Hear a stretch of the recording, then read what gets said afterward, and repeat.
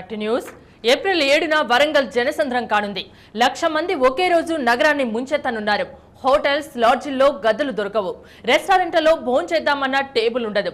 కళ్యాణ మండపాలు, ఆలయాలు జనారణ్యాల్ని తలపిస్తాయి. ఇంతకీ ఏప్రిల్ 7 ప్రత్యేకత ఏంటి? ఆ రోజు వరంగల్లో ఏం జరగబోతోంది?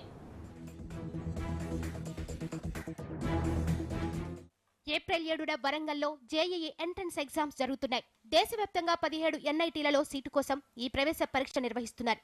ఈ ప్రవేశ పరీక్షలు రాసేందుకు తెలంగాణ జిల్లాల నలుమూలల నుంచి 36,000 మంది విద్యార్థులు పెద్ద ఎత్తున తరలివస్తున్నారు. తమ కలల్ని సాకారం చేసుకునేందుకు competition exams రాయనున్నారు.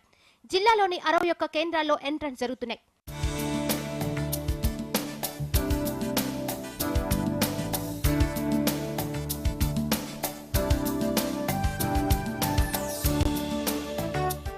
JEE entrance exams రాసేందుకు వచ్చే విద్యార్థులతో వరంగల్ రద్దీగా మారనుంది.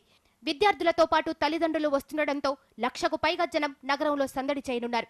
అయితే ఇంతమంది ఒకేసారి నగరానికి వస్తుండటంతో హోటళ్లు, లాడ్జీలకు డిమాండ్ విపరీతంగా పెరిగిపోయింది. నెల రోజుల ముందే అన్ని చోట్ల రూములు నిండిపోయాయి. ఎంతో మంది విద్యార్థులు ఖాళీ రోడ్ల మీద తారాడుతున్నారు. చెట్ల కింద నీడ చూసుకొని సెటిల్ అయిపోతున్నారు.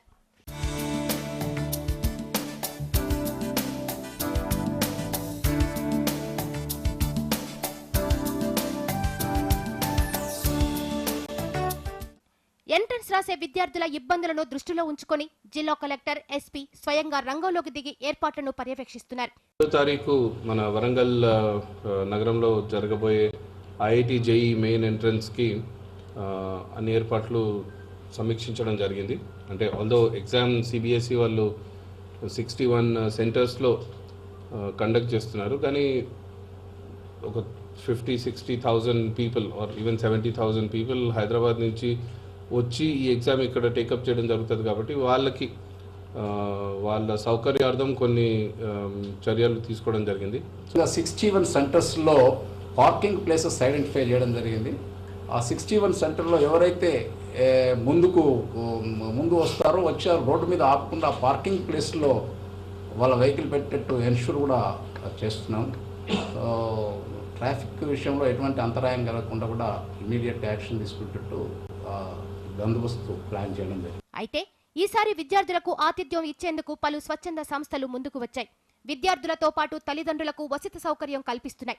నాయని రాజేందర్ రెడ్డి ట్రస్ట్ నేతృత్వంలో 3 కళ్యాణ మండపాలు బుక్ చేసి వసతి, భోజనం, అల్పాహారం అందిస్తున్నారు.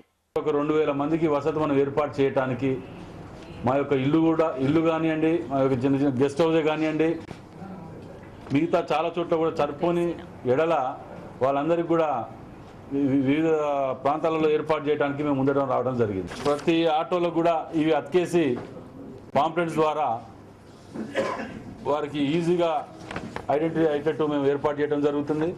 ఎల్లుండి జరగబోయే ఎంట్రన్స్ ఎగ్జామ్స్ కి ఈ రోజు నుంచే విద్యార్థులు వరంగల్ కు చేరుకుంటున్నారు. విద్యార్థుల సంచారంతో నగర వీధులన్నీ కోలాహలంగా మారాయి.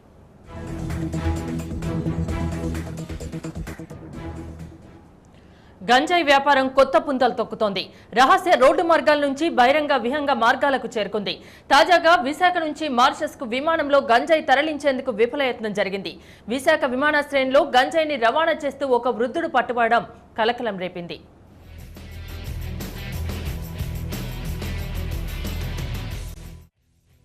విశాఖలో గంజాయి స్మగ్లర్లు రెచ్చిపోతున్నారు. ఆర్డర్ రావడమే తరువాయి ఎంతటి రిస్క్ తీసుకునేందుకైనా వెనుకడ్డం లేదు. ఎన్ని కష్టాలు పడైనా టైంకు సరుకును డెలివరీ చేసే తీరుతారు. గుట్టు చప్పుడు కాకుండా జరిగే గంజాయి దందాలు ఎప్పటికప్పుడు కొత్త కొత్త మార్గాల్ని అన్వేషిస్తున్నారు స్మగ్లర్లు. తాజాగా విశాఖ విమానాశ్రయంలో గంజాయి రవాణా చేస్తూ 72 ఏళ్ల వృద్ధుడు గణేష్ వైమానిక సిబ్బందికి పట్టుబడ్డాడు. ఇతని నుంచి 8 కిలోల గంజాయి ప్యాకెట్లను స్వాధీనం చేసుకున్నారు అధికారులు. గంజాయి ప్యాకెట్లతో స్పైస్ జెట్ విమానం ఎక్కబోతున్న గణేష్ ను వైమానిక అధికారులు పట్టుకున్నారు. లగేజ్ స్కానర్లో గంజాయి ఉన్నట్లు అనుమానం రావడంతో స్మగ్లింగ్ గుట్టు రట్టయింది. ఇటీవల రోడ్డు మార్గాల్లో భద్రత కట్టుదిట్టం కావడంతో విహంగ మార్గంపై స్మగ్లర్ల కన్నుబడింది. లక్షలు వెలగట్టే గంజాయిని విమానాల ద్వారా విదేశాలకు చేరవేసేందుకు వ్యూహాలు రచిస్తున్నారు. దీనికోసం గంజాయిని నేర్పుగా ప్యాక్ చేసి పార్సల్లా తయారు చేస్తారు స్మగ్లర్లు. అధికారుల కళ్లుగప్పి మత్తు సరుకును రవాణా చేయాలని చూస్తున్నారు. గణేష్ ను అదుపులోకి తీసుకున్న వైమానిక సిబ్బంది ఆ తర్వాత పోలీసులకు అప్పగించారు. అర్జెంటుగా సరుకు డెలివరీ చేయాల్సి రావడంతో ఫ్లైట్ ను ఆశ్రయించానని విశాఖ నుంచి చెన్నై, అక్కడి నుంచి మారిషస్ కు సరుకు చేరుతుందని గణేష్ చెప్పినట్లు పోలీసులు తెలిపారు. ఈ ఫ్లైట్ టికెట్స్ ఎవ్రీథింగ్ వాళ్ళు అరేంజ్ చేస్తారు. ఇతన్ని ఒక ఏజెంట్ కింద వాడుకుంటూ ఆ రకంగా చేయడం జరుగుతుందని చెప్పాడు. పోర్ట్ బ్లేయర్కి ఇక్కడ మన వైజాగ్ రూరల్ నుంచి వెళ్తుందండి. ఇది వైజాగ్ రూరల్లో గాంజా ఇది ఉంది కదా, అక్కడి నుంచి వీళ్ళు ఇక్కడ నుంచి Visakhapatnam Chennai to port Blair, అక్కడ లోకల్గా అక్కడ కన్జ్యూమ్ చేస్తారండి. గంజాయి రాకెట్ గురించి మరిన్ని వివరాలు రాబట్టేందుకు ప్రయత్నిస్తున్నారు పోలీసులు.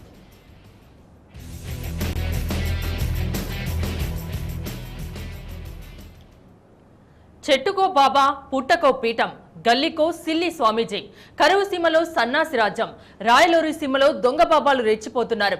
సన్యాసుల పేరుతో దొంగ సన్యాసులు తయారవుతున్నారు.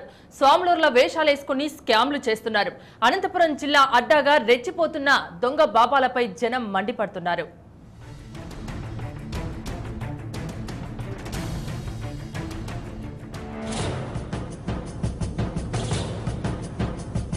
చెట్టుకో స్వామీజీ,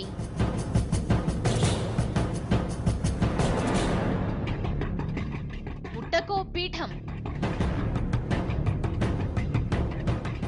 రాయలోరి సీమలో సన్నాసి రాజ్యం.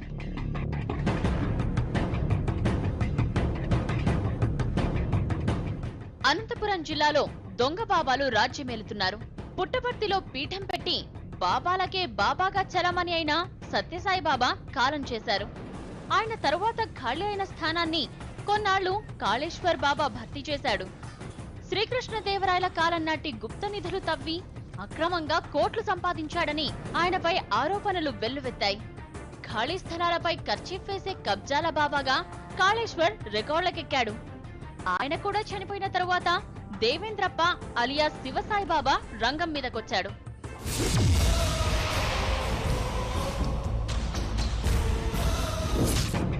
సత్యసాయిబాబాకు సిసలైన వారసుణ్ణి అని చెప్పుకుంటూ పీఠం పెట్టాడు.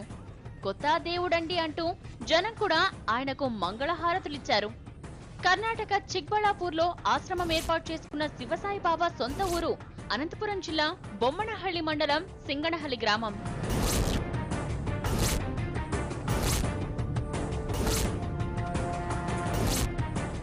కామాంధుడు కాషాయం కడితే ఏం జరుగుతుంది?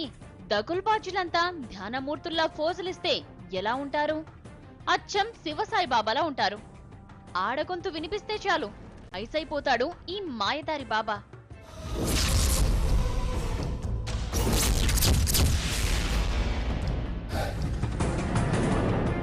సహాయం కోసం అమ్మాయి వస్తే చాలు అసలు రూపం బయటకొచ్చేస్తుంది.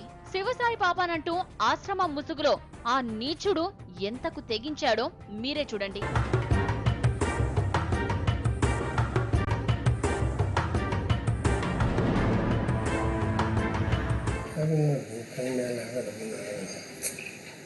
ಅಯ್ಯೋ ನೀವು ಹೇಳಿ ನಾವು ಕೈ ಹಾಕೋದಿಲ್ಲ ಸ್ವಾಮಿ అయ్యో. ఈ దొంగ బాబాలు జిల్లా పరువు తీస్తున్నారని అనంతపురం వాసులు ఆగ్రహం వ్యక్తం చేస్తున్నారు. దొంగ సన్నాసుల ఆస్తులను ప్రభుత్వం స్వాధీనం చేసుకుని పేద ప్రజలకు పంచిపెట్టాలని జనం డిమాండ్ చేస్తున్నారు. దొంగ బాబాలు చరిత్రహీనులుగా మిగిలిపోతారని వీళ్లను తరిమి కొట్టే రోజులు దగ్గరలోనే ఉన్నాయంటున్నారు స్థానికులు.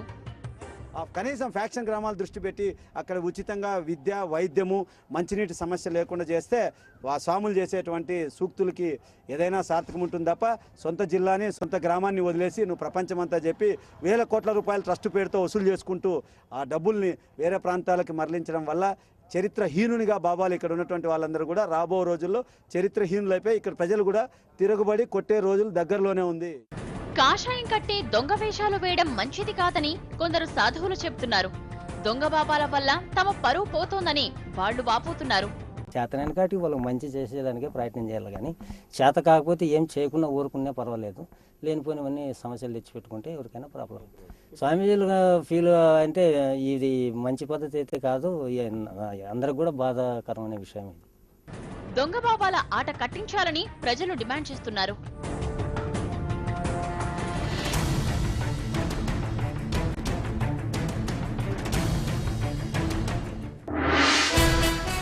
ఠానేలో కూలిన 7 అంతస్తుల భవనం, 29 మంది మృతి, 64 మందికి పైగా గాయాలు. పార్టీల మధ్య ఫ్లెక్సీల చిచ్చు, బాద్షా పక్కన జగన్ ఫోటో.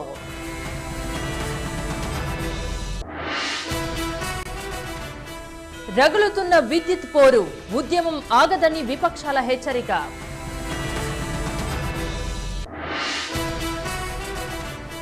విమానాల్లో గంజాయి అక్రమ రవాణా, విశాఖ ఎయిర్పోర్ట్లో పట్టుబడ్డ వృద్ధుడు.